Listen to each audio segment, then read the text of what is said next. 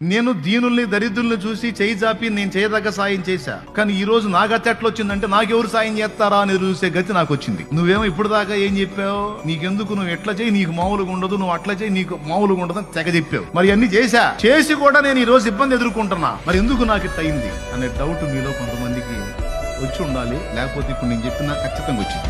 మరి నువ్వు చెప్పినట్టు చాలా వరకు నేను అంతే ఉన్నా. మరి నాకెందుకు ఇట్లా అయింది? నేను ఎవరి మీద వ్యసన పడలా, అవతల వాళ్ళు బాగుంటే సంతోషపడ్డాను, ఇంకా బాగుండాలని కోరుకున్నా, పక్కాడి బాగు కోరుకున్నా, నాకు కలిగిందల్లో సాయం చేశా అని మీరు అంటారని నాకు తెలుసు. దానికి కూడా నేను సమాధానం చెబుతా. నీతిమంతునికి కలుగు ఆపదలు అనేకములు అయినను వాటన్నిటిలో నుండి యెహోవా వాణ్ణి కాపాడును అని బైబిల్లో రాస్తుంది.